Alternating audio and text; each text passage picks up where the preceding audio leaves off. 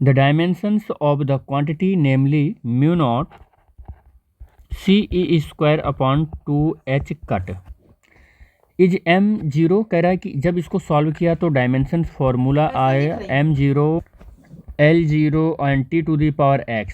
इसको सॉल्व किया गया तो जो आया है उसका डायमेंशन फार्मूला ऐसा है, लेकिन सॉल्व करने के बाद जो t की पावर आई है उसकी जगह पर x लिख दिया गया। तो पूछ रहा है आपसे कि mu naught permeability of free space है, स्पीड ऑफ लाइट c है, इलेक्ट्रॉनिक चार्ज e है और h cut equal to h/2 pi है। तो h being a long constant है, तो आपसे कह रहा है कि ये जो वैल्यू है x ये कितना होगा। तो अगर मैं इसको सॉल्व करूं तो mu naught C E square और अपॉन 2 और h कट की वैल्यू है h/2 पाई, 2 से 2 कैंसिल हो गया, ये आया पाई और mu naught C E square upon h आ जाएगा। ठीक है, ये वैल्यू आ गया। तो म्यू नॉट का डायमेंशनल फार्मूला लिखो, सी का और ई का एच का लिखो, और जो आपको फिर मिलता है उससे इस इक्वेशन का कंपैरिजन करवा दोगे तो एक्स की वैल्यू आपको मिल जाएगी।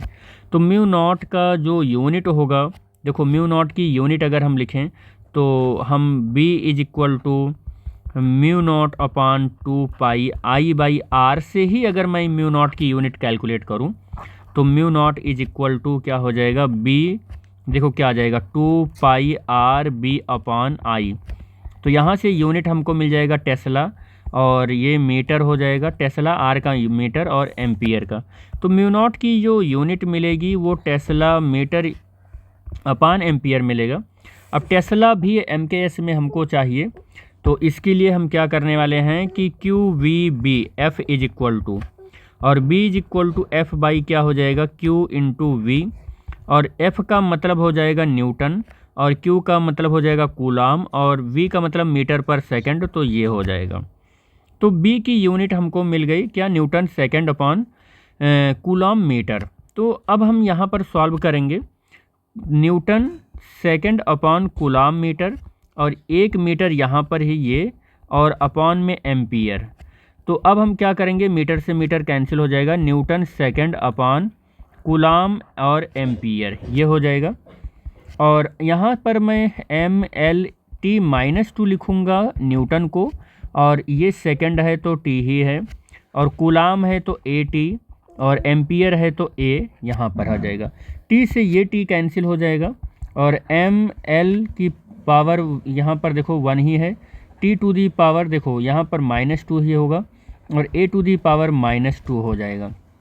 ML और T to the power -2, A यहाँ पर देखो एक A और एक A यहाँ पर, तो A स्क्वायर हो जाएगा, ऊपर जाएगा -2 हो जाएगा। तो म्यू नॉट का जो डायमेंशनल फार्मूला मिला वो MLT-2 A to the power -2 है।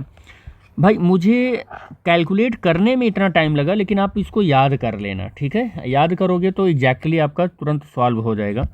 अब आप करोगे क्या, यहाँ पर करना कुछ नहीं है, बस यहाँ पर अब आप सबका डायमेंशनल फार्मूला लिखोगे। म्यू नॉट का डायमेंशनल फार्मूला आया MLT to the power -2 A to the power -2, और पाई डायमेंशन लेस कांस्टेंट है, इसका कोई डायमेंशनल फार्मूला नहीं होगा। C स्पीड ऑफ लाइट है तो LT-2 हो जाएगा, और E जो है वो इलेक्ट्रॉनिक चार्ज है, इसका एम्पियर सेकंड होता है, तो एम्पियर का स्क्वायर हो जाएगा, सेकंड का स्क्वायर हो जाएगा, बिकॉज ऑफ E का स्क्वायर है, और अपॉन में H प्लैंक कांस्टेंट है, इसका डायमेंशनल फार्मूला होता है ML square T to the power -1 होता है, ये इसका डायमेंशनल फार्मूला होता है। अब आप क्या करो, देखो एक तो M से M कैंसिल हो जाएगा बेटे, और देखो ये एक L और एक L स्क्वायर और L स्क्वायर से कैंसिल हो गया। देखो T स्क्वायर का T की पावर -2 से कैंसिल हो जाएगा, और A स्क्वायर का A टू दी पावर -2 से कैंसिल हो जाएगा।